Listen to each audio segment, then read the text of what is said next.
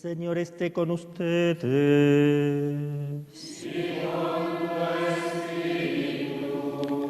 Del Santo Evangelio según San Juan.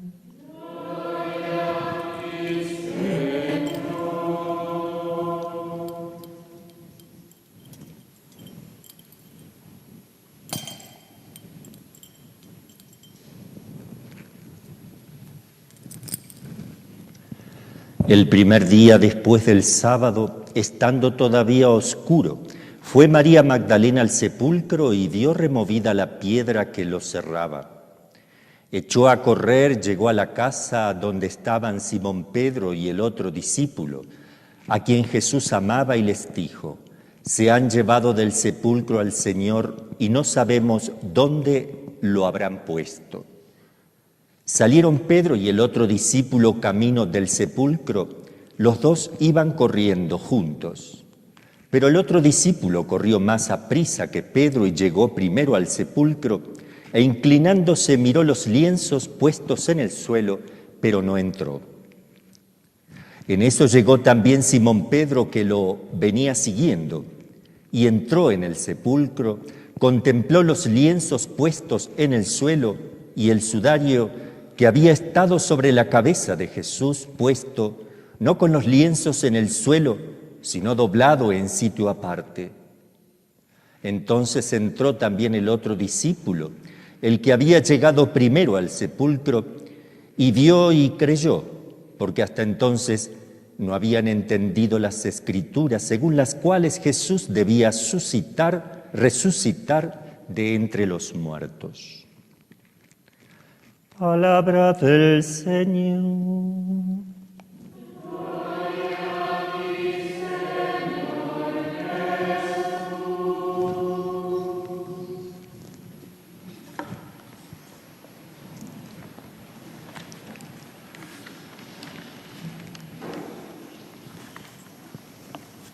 En el nombre del Padre, y del Hijo, y del Espíritu Santo. Amén. Inmaculado Corazón de María. Queridos hermanos, estamos celebrando la resurrección de Cristo y nos dice la segunda lectura de los Colosenses: si habéis resucitado con Cristo, buscad las cosas de arriba, donde Cristo está sentado a la diestra de Dios. Qué interesante para estos días. Buscad las cosas de arriba, donde Cristo está sentado a la derecha de Dios. Aspirad a las cosas de arriba, no a las de la tierra. A las cosas de arriba, no a las de la tierra. No es lo más importante lo que pasa en la tierra. Porque habéis muerto y vuestra vida está oculta con Cristo en Dios. Ya morimos. ¿A qué le tenemos miedo si ya morimos? Eso es lo que no entiendo. Eso es lo que no se entiende cuando nos vamos a nuestras casas para no morirnos. Si ya hemos muerto con Cristo y nuestra vida está en Dios, por eso nos ocupamos de las cosas del cielo. No entiendo ese lenguaje. Porque habéis muerto y vuestra vida está oculta con Cristo en Dios. Cuando aparezca Cristo, porque va a venir, aunque digan que no, cuando aparezca Cristo, vida nuestra, entonces también vosotros apareceréis gloriosos con Él. Es un texto de esperanza para este momento, para hoy. El Viernes Santo hubo 15 terremotos, se abrieron 15 volcanes a la vez. Eso está constatado, porque me he fijado en todas las informaciones. Primera vez en la historia que en 15 lugares del mundo a la vez, Viernes Santo coincidió 15 volcanes que se activaron. Es primera vez, nunca pasó que haya tantos a la vez. Eso es primera vez que se conoce en la historia. Digo, cosas que pasan, ¿verdad? Bien, vamos a poner nuestro corazón en las cosas del cielo. Y yo me voy a dirigir al Papa, a los obispos, a los sacerdotes, a todos los laicos, porque es nuestro Padre el Papa. Y le digo al Papa Francisco: ánimo, cuente con nuestras oraciones, nuestro sacrificio por usted en momentos tan difíciles, de tomar decisiones muy difíciles. No tenga miedo. El mundo nos quiere avasallar, el mundo nos quiere envolver, hay trampas, hay oscuridades, eso siempre ha estado así. Yo pido que en este momento confíe plenamente en Dios y en nuestras pobres oraciones de todo el pueblo. Va a ser atacado, amedrentado, van a querer que el sacrificio desaparezca de la tierra. Ánimo, Santo Padre, estamos con usted y vamos a apoyarle en todo, pero no dejemos el campo de batalla. Seamos firmes.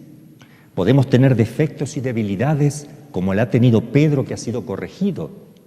Y muchas veces por Jesús y hasta por los mismos apóstoles, por ejemplo, San Pablo y otros, pero no dejó de ser Pedro, no dejó de ser el sucesor de Cristo. Usted es el sucesor de Cristo, el vicario de Cristo, el obispo de Roma, es el dulce Cristo en la tierra. Lo amamos, lo queremos, lo apoyamos, no está solo. Y queremos que sepa que van a venir luchas muy duras, como usted bien sabe, porque hay poderes internacionales, el dinero, ideologías que están de fondo y van a querer sacar el sacrificio de la misa definitivamente.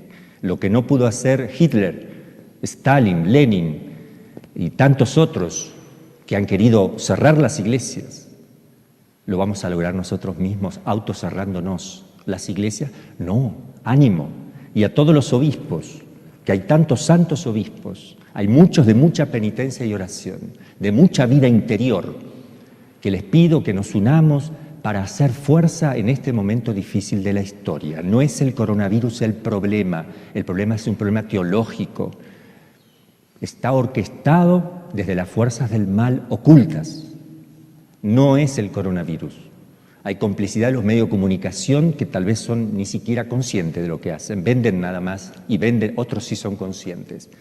Y a todos los sacerdotes, amigos, tantos sacerdotes, no dejemos a las ovejas sin pastor, no le quitemos el sacrificio de la misa.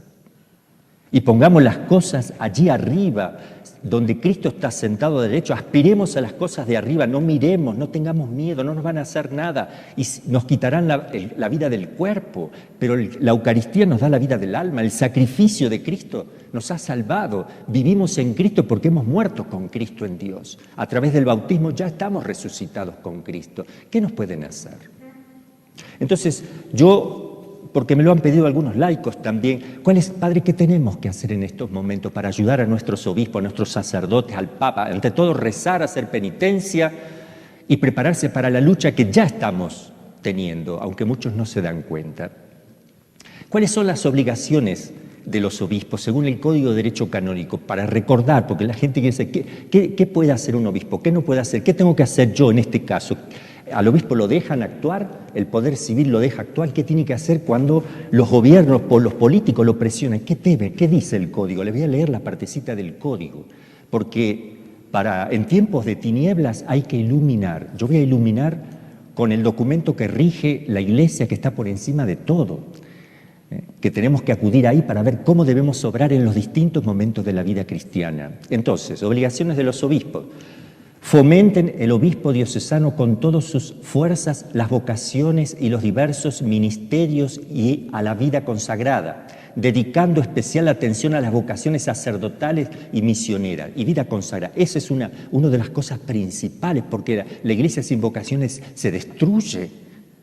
Ustedes quítenle la posibilidad de que ingrese alguien a un convento, prohíban que entre en vocación y destruyeron ese instituto, lo destruyeron, eso se sabe, es así, porque la fuente de alimentación de la iglesia son las vocaciones, que las suscita Dios, no los hombres.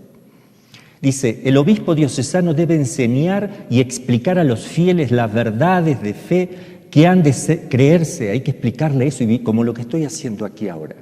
Predicando personalmente con frecuencia, cuide también de que se cumplan diligentemente las prescripciones de los cánones. Por favor, que esto se cumpla, léanlo, acá va. Por tal vez a algún obispo por ahí se le pasa, yo lo leo. Sobre el ministerio de la palabra, principalmente sobre la homilía, la enseñanza del catecismo, esto que estamos haciendo ahora, yo les voy a leer el catecismo. De manera que a todos se enseñe la totalidad de la doctrina cristiana. Defiendan con fortaleza, de la manera más convincente, la integridad y la unidad de la fe, reconociendo no obstante la justa libertad de investigar más profundamente la verdad, Claro, hay libertad de investigar la verdad, como la corredención mariana. Los teólogos tenemos esa posibilidad, gracias a Dios, de aportar. El obispo diocesano, consciente de que está obligado a dar ejemplo de santidad con su caridad, humildad y sencillez de vida, debe procurar con todas sus fuerzas promover la santidad de los fieles, según la vocación propia de cada uno, y por ser el dispensador principal de los misterios de Dios, ha de cuidar incesantemente de que los fieles que le están encomendados crezcan en la gracia por la celebración de los sacramentos y que conozcan y vivan el misterio pascual, que lo vivan. Una vez tomada posesión de las diócesis, el obispo diocesano debe aplicar por el pueblo que está encomendado la misa de todos los domingos y otras fiestas de precepto en su región. Los días indicados, en el inciso 1, el obispo debe personalmente celebrar y aplicar la misa al pueblo, etc. El obispo, a quien además de la propia se encomiendan otras diócesis, incluso a título de administración, cumple este deber aplicando una sola misa, etc. Bueno, pero aquí viene lo importante. Tienen que asegurarnos los sacramentos. Hay que asegurar eso, se lo pide el Código de Derecho Canónico. ¿Y cuáles son las obligaciones de los laicos? Ustedes, laicos, escuchen bien, porque sí es importante. Hay deberes y obligaciones. Derechos, y obligaciones. Todos los fieles, el 210 del Código de Derecho, todos los fieles deben esforzarse según su propia condición por llevar una vida santa. Hay que esforzarse para eso. Así como por incrementar la Iglesia y promover la continua santificación de la Iglesia. Los laicos tienen que promover también la santificación. Todos los fieles tienen el deber y el derecho de trabajar para que el mensaje divino de salvación alcance más y más a los hombres de todo el tiempo y de todo el orbe. Padre, ¿puedo rezar el rosario con mi vecina? Pero no me tiene que decir si puede. Usted el derecho canónico le dice que usted tiene derecho y obligación de propagar la fe. Los fieles, conscientes de su propia responsabilidad, están obligados a seguir por obediencia cristiana todo aquello que los pastores sagrados, en cuanto representan de Cristo, declaran como maestros de fe o establece como rectores de la Iglesia, no al margen del obispo. Pero sí se tiene esa libertad dentro de la obediencia, que el obispo no te puede quitar ese derecho de evangelizar. Ay de mí si no evangelizare, dice San Pablo. Los fieles tienen derecho a manifestar a los pastores, de manifestar a los pastores de la Iglesia sus necesidades. Alguno ha pedido, Monseñor, querido obispo mío, necesito el sacrificio de manifestar sus necesidades, principalmente las espirituales, y sus deseos. Obligación, tiene derecho, el Código le dice, tienen derecho de manifestar a sus pastores sus necesidades espirituales y sus deseos. Tienen el derecho, sigue diciendo el Código, y a veces incluso el deber, escuchen bien esto, en razón de su propio conocimiento, en la medida que lo están sabiendo, competencia y prestigio de manifestar a los pastores, a los obispos, pastores sagrados, su opinión sobre aquello que pertenece al bien de la Iglesia, como esta situación, no solo para mí, sino para los demás, y de manifestarlo a los demás fieles también. ¿Yo lo debo decir a los demás? Me lo dice el Código. Shh, no hablen. ¿Cómo no hablen? Eso no se puede hacer, no somos una secta, la secta masónica. Los fieles tienen derecho a recibir de los pastores, sagrados, la ayuda de los bienes espirituales de la Iglesia, principalmente la palabra de Dios y los sacramentos. Tienen derecho.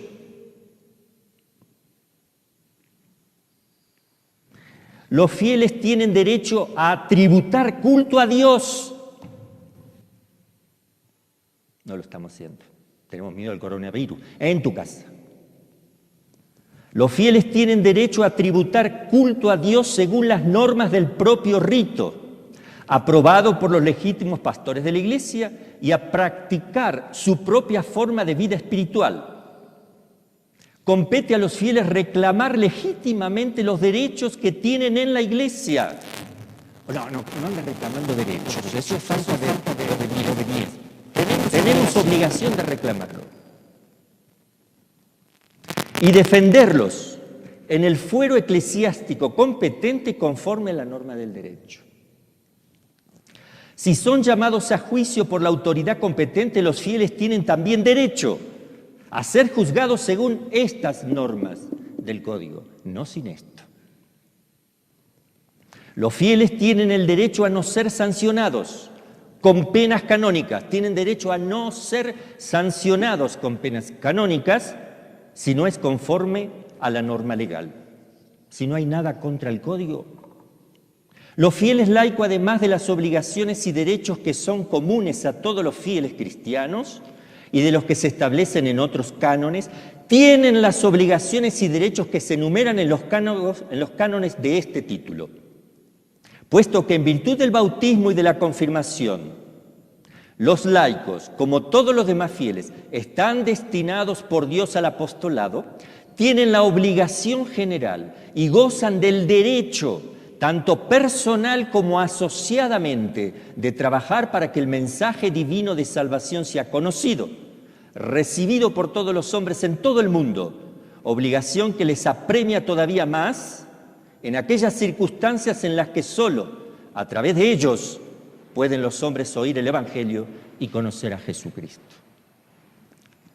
Para que puedan vivir según la doctrina cristiana proclamada, defenderla cuando sea necesario y ejercer la parte que les corresponde en el apostolado.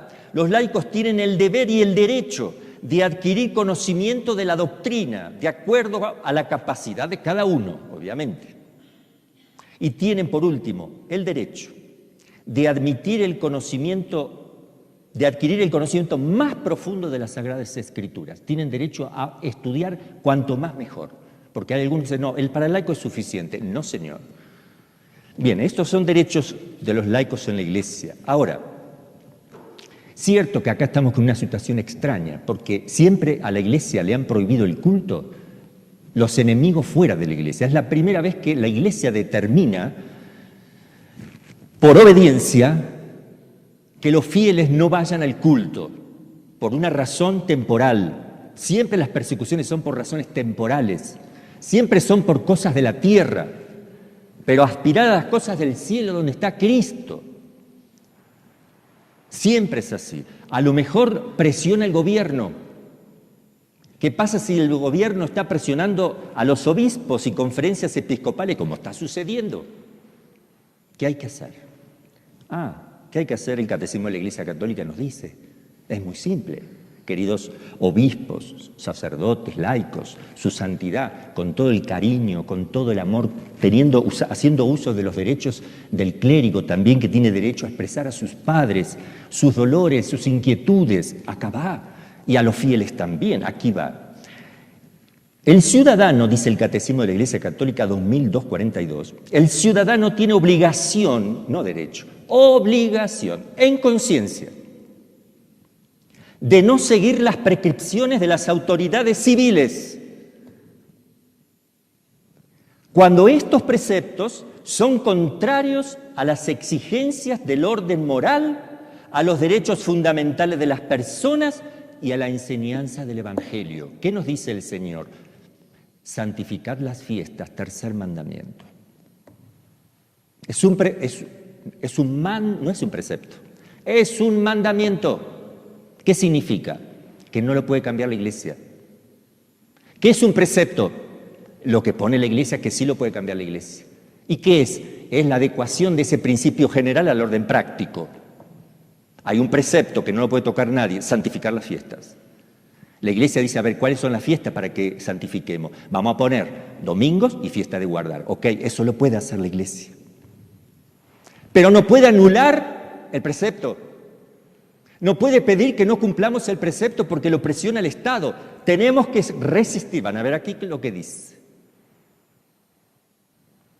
El rechazo de la obediencia a las autoridades civiles cuando sus exigencias son contrarias a la de la recta conciencia tiene su justificación en la distinción entre el servicio de Dios y el servicio de la comunidad política. Al César lo que es del César, dice el Catecismo, a Dios lo que es de Dios. Hay que obedecer a Dios antes que a los hombres, continúa el Catecismo. Cuando la autoridad pública, excediéndose en sus competencias, oprime a los ciudadanos, estos no deben rechazar las exigencias objetivas del bien común, pero le es lícito defender sus derechos y los de sus conciudadanos contra el abuso de esta autoridad, guardando los límites que enseña la ley natural y evangélica. La autoridad solo se ejerce legítimamente si busca el bien común del grupo en cuestión y si para alcanzarlo emplea medios moralmente lícitos. Si los dirigentes proclamasen leyes injustas o tomasen medios contrarios al orden moral, estas disposiciones no pueden obligar en conciencia. En semejante situación, la propia autoridad se desmorona por completo y se origina una inquietud espantosa. ¿Qué más dice el Catecismo 450? Desde el comienzo de la historia cristiana, la afirmación del señorío de Jesucristo sobre el mundo y sobre la historia significa también reconocer que el hombre no debe someter su libertad personal de modo absoluto a ningún poder terrenal, sino solo a Dios Padre y al Señor Jesucristo. César no es el Señor. La Iglesia cree que la clave, el centro y el fin de toda historia humana se encuentra en su Señor y Maestro, Catecismo de la Iglesia Católica. Voy a leer por último la Gaudium et Spes. 5 renglones. Cuando la autoridad pública, rebasando su competencia, oprime a los ciudadanos, estos no deben rehuir las exigencias objetivas del bien común. Bien, entonces hay un mandamiento. Nadie puede oponerse a un mandamiento. Claro que hay una situación. Esto se va a estirar hasta fin de año y se va a pasar más. No nos van a dejar empezar con la Santa Misa y el sacrificio. Y no es posible que no tengamos el mandato de Dios. Hay que establecer un precepto nuevo. La Iglesia lo puede hacer. Por ejemplo, la Iglesia podría, lo digo para si alguno quiere tomar esta idea, la Iglesia puede decir, bueno, a partir de ahora los lunes también es precepto. Los martes, miércoles, jueves, viernes, sábado y domingo. Basta que una persona vaya un día a la semana, ya cumple con el precepto, sea el día que sea. Porque como no se puede tener más de 50 personas reunidos, porque hay otra ley aquí, por ejemplo, más de 50 no, hagamos 6 misas el domingo de 50, 6 el lunes, 6 el martes, 6 el miércoles, y confesemos lunes, martes, miércoles, jueves, hagamos una excepción y los sacerdotes trabajemos el triple y los obispos dejen el escritorio, bajen a los confesonarios también, los necesitamos ahora. Dejen de salir y viajar y hacer reuniones, vamos a sentarnos, porque estamos en crisis. Dejemos la silla, agarremos el confesonario, ahora más que nunca. Y entonces van a ver que puede satisfacerse el precepto, no se van a quedar sin el precepto de la Iglesia y van a poder cumplir el mandamiento de Dios, santificar la fiesta, porque no lo están cumpliendo. Porque la autoridad dice esto. Yo no quisiera imaginar que los gobiernos estén dando dinero a las iglesias que se mantengan sin el culto. Te mantenemos, basta que no celebres, porque si jamás te han ayudado por otras circunstancias de la vida para que el culto se desarrolle, no aceptes lo que te están dando para que el culto termine, porque eso es ser Judas, que ha vendido a Cristo, lo ha traicionado. Cuidado, que puede pasar, que haya algún lugar. Entonces, yo le digo, Santo Padre, ánimo, vamos a luchar. A los obispos buenos de buena voluntad, tenemos muchos buenos obispos y santos obispos, les propongo eso, propongo hacer algo, pero no quedarnos así, no es posible. No van a querer que volvamos al culto, no van a querer. Hay otros intereses, yo no los puedo decir ahora acá en la misa, pero si quieren lo podemos hablar personalmente. Hay otros intereses internacionales, gente con dinero que maneja el mundo. Hay poderes de la masonería, hay poderes internacionales, la ONU y el Fondo Monetario Internacional, que van, etcétera, etcétera. Hay muchas cosas que las sabemos bien, las sabemos pero no las queremos decir y no las queremos admitir. Pero esto es muy delicado, porque nos vamos a quedar sin el sacrificio, nos van a quitar a Cristo crucificado, no habrá más Pascua. Porque yo les voy a decir una cosa, hoy estoy contento porque Cristo resucitó, pero estoy triste porque resucitó la cabeza, pero no el cuerpo. Ese es algo extraño, el cuerpo místico que es cabeza y cuerpo, están separados, porque el cuerpo estaba en su casa y la cabeza estaba en el altar. Resucitó la cabeza, pero es una cabeza sin cuerpo. Místicamente, Está muerto, está decapitado Cristo, místicamente. Místicamente resucitó también, claro, pero no sé cómo decirlo, no encuentro otra palabra. Pero ustedes me entienden, han separado el cuerpo de la cabeza, eso han hecho con la iglesia.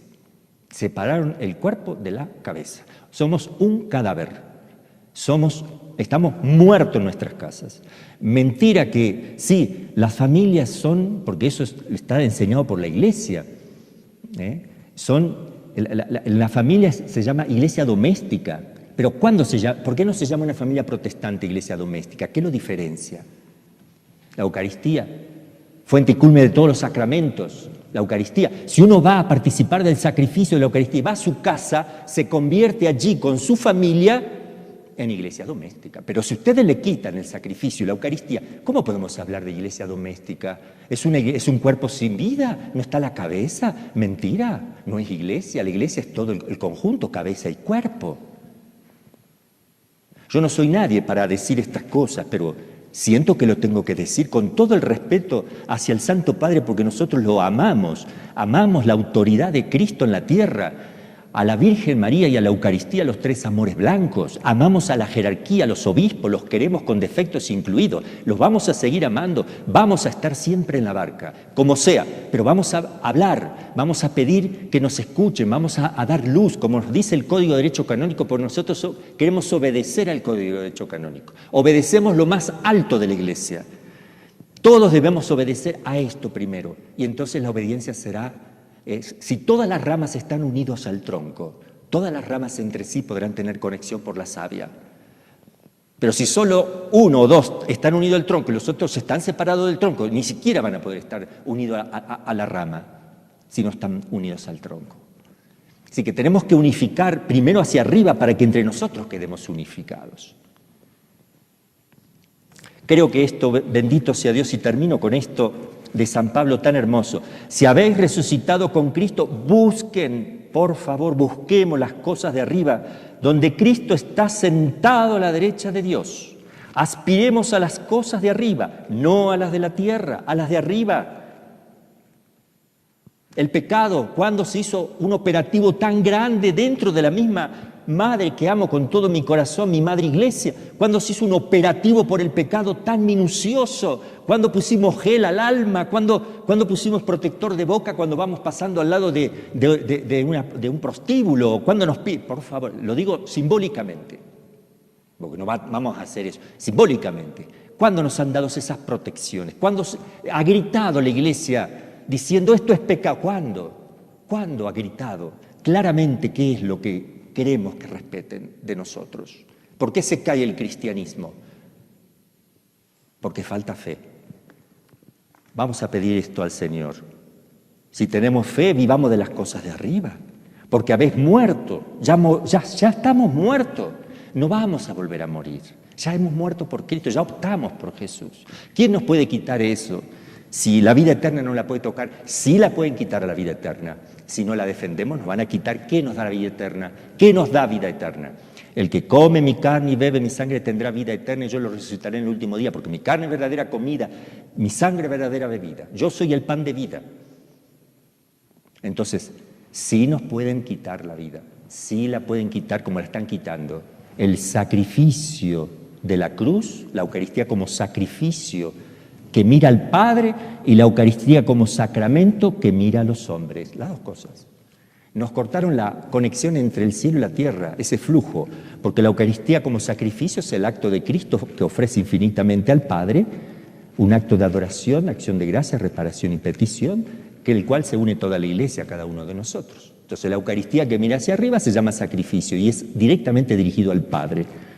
Y lo que mira hacia abajo se llama Eucaristía como sacramento y es de Dios hacia los hombres. Ese flujo está cortado. No hay iglesia en este momento porque está la cabeza por un lado y el cuerpo por el otro. Eso no es iglesia, es individualismo. Total individualismo. Parecemos protestantes. Los protestantes no tienen esa unidad porque no tienen la Eucaristía.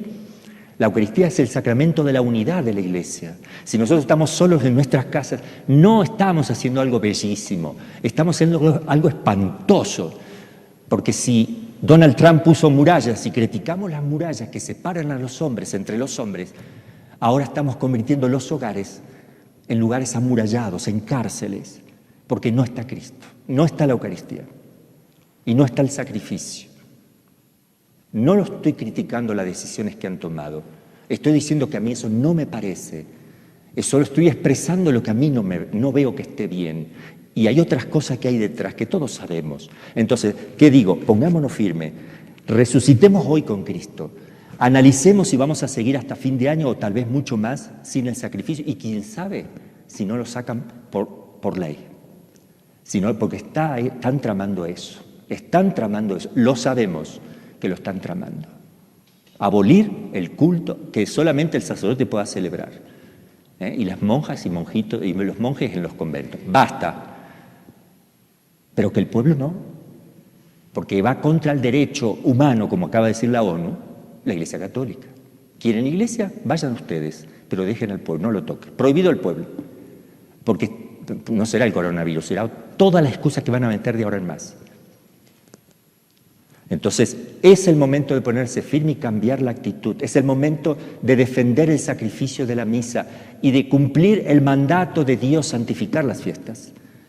Modificar el precepto, que lo puede hacer la Iglesia, en orden hay que poder cumplir ese precepto. Si no, tenemos que empezar a oficiar misa ocultamente, en las cavernas o en las catacumbas, porque la misma Iglesia no es capaz de hacer nada para que el gobierno deje de oprimirnos en la fe. No se sana del coronavirus. Nosotros vemos otra cosa. El coronavirus no se va a quitar con estrategias humanas. Nosotros sabemos que lo que nosotros hemos optado, que es la fe, Dios es capaz de quitar lo que quiera. Hagamos la prueba y veremos qué bueno es el Señor. Si lo hacemos, veremos qué bueno es el Señor. Que así sea.